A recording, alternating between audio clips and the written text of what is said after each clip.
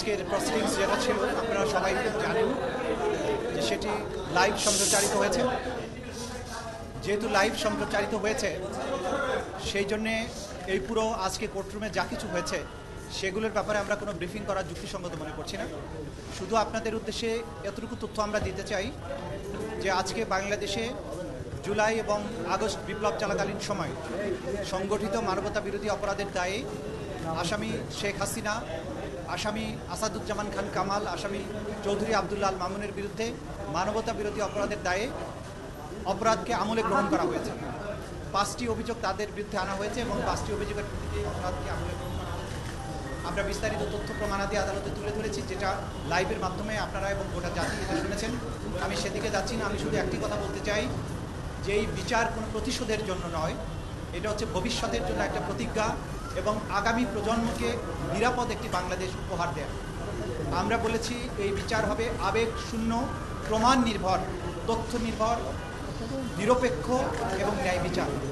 সেটি এনশিওর করার জন্য আমরা দেশবাসীর এবং সংশ্লিষ্ট সকল পক্ষে সহযোগিতা কামনা করি।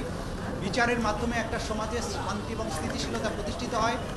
আগামীর বাংলাদেশ যে অন্ধকার অতীত থেকে বেরিয়ে এসেছে এবং বাংলাদেশ যে নতুন করে পুনরুজ্জীবনের স্বপ্ন দেখছে, এই বিচার শেষ হওয়ার মাধ্যমে সেই পুনরুজ্জীবনের স্বপ্ন বাস্তবায়ন হবে বলে আমরা বিশ্বাস করি। আপনাদের সবাইকে ধন্যবাদ। আমি পুরো অভিযোগগুলো আদালতে প্লেস করেছি, এগুলো আমি নতুন করে বলতে চাচ্ছি না, আপনারা দেখুন। আদেশ হয়েছে 5টা অভিযোগে এই 3 জন আসামির বিরুদ্ধে অভিযোগ আমলে গ্রহণ করা হয়েছে। তাদের বিরুদ্ধে নতুন করে গ্রেপ্তারি পরোয়ানা জারি করা হয়েছে। আগামী 16ই জুন অর্থাৎ ঈদের ছুটির পরে 16ই জুন আসামিদের উপস্থিতি এবং আসামিদেরকে গ্রেপ্তার করে হাজির করার জন্য নির্দেশ দেওয়া হয়েছে। ওই দিন যদি আসামিরা উপস্থিত হন তাহলে সেদিন থেকে আনুষ্ঠানিক বিচারের প্রক্রিয়া শুরু হবে। যদি আসামি কেউ অনুপস্থিত থাকেন, আইন অনুযায়ী তাদেরকে অনুপস্থিত ঘোষণা করার একটা ব্যাপার থাকবে, সেটাও সেদিন আদালত যথাযথ আইন প্রক্রিয়া অনুযায়ী সেদিন ঘোষণা করবে।